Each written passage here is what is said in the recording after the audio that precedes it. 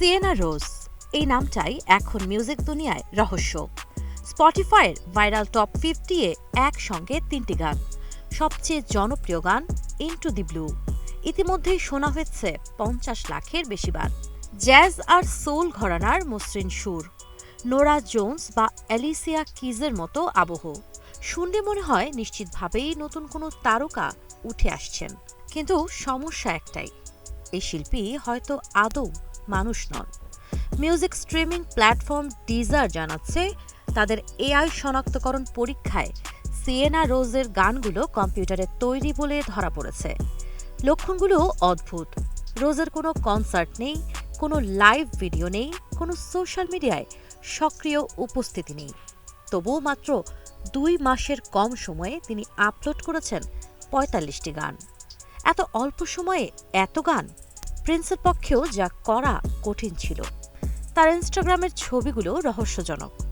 একই ধরনের মুখভঙ্গি, অস্বাভাবিক আলো, একেবারে এআই ছবির মতো গান। গান শুনলে আরও ইঙ্গিত মেলে। কিছু গানে শোনা যায় হিস হিসে শব্দ, যান্ত্রিক ঝিরঝিরে আওয়াজ। বিশেষজ্ঞরা বলছেন, এআই দিয়ে গান বানানোর সময় এই ধরনের ডিজিটাল ছাপ থেকে যায়। প্রতিটি সফটওয়্যারের থাকে নিজস্ব স্বাক্ষর, যা গাণিতিক বিশ্লেষণে ধরা পড়ে। অনেক শ্রোতাও সন্দেহ করছেন, ড্রামের তাল নিখুঁত কিন্তু আবেগের ওঠানামা নেই, ভুল নেই কিন্তু জীবন্ত কোনো অনুভূতি নেই।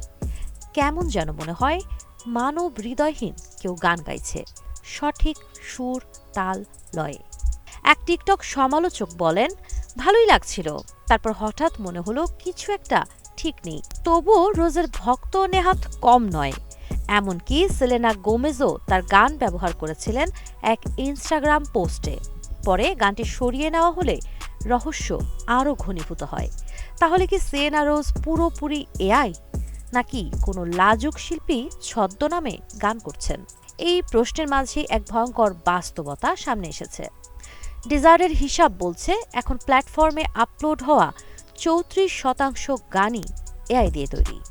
18 মাস আগেও সংখ্যাটা ছিল মাত্র 5-6%।